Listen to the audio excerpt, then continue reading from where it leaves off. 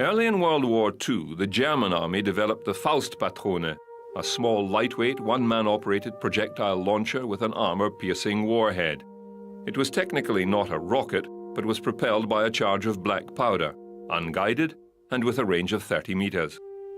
It led directly to the Panzerfaust, a larger and more effective version, and then the Panzerschreck, which was a large 88mm tube launcher with accompanying shield and targeting reticle. The rocket had a range of 150 meters and a shaped charge warhead of 3.3 kilograms. Its drawback was the amount of smoke generated that pinpointed the firer immediately. The British had developed the Piat anti-tank weapon based on the spigot mortar concept. The Piat utilized a powerful spring to discharge the projectile and trigger the propellant charge.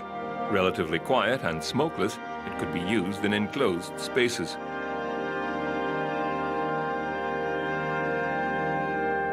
The American bazooka, like the Panzerfaust, utilized a tube launch system with an electrically fired rocket projectile, although the bazooka in its various forms was unreliable and prone to failure.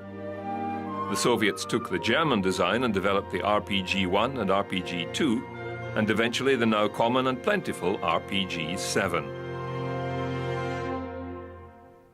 With a 300-meter range, the projectile is launched from the tube, then ignites a solid propellant rocket motor, giving it a flat, quick trajectory towards its target.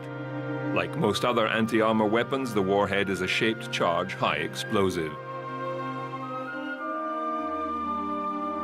RPG-18 is a single-shot fire-and-throw-away type weapon introduced during the Afghan conflict with the Soviet Union, probably fashioned after the American Laws rocket. As an example of the disposable society, the M72 Laws rocket was a one-shot, discardable rocket launcher. Compact and issued in large numbers, the launch tube was two-piece and extended to arm the device. It fired an unguided shaped charge warhead with flip-out fins.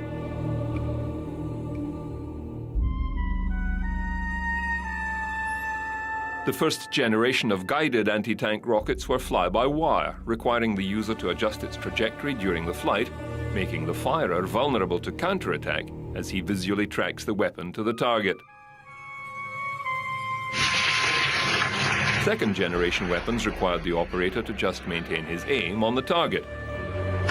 The missile would self-correct to reach the aimed point. Third generation are fire and forget. Once the target is acquired and the weapon fired, the projectile will self-adjust until hitting the designated target point, allowing the operator to move immediately after firing his weapon.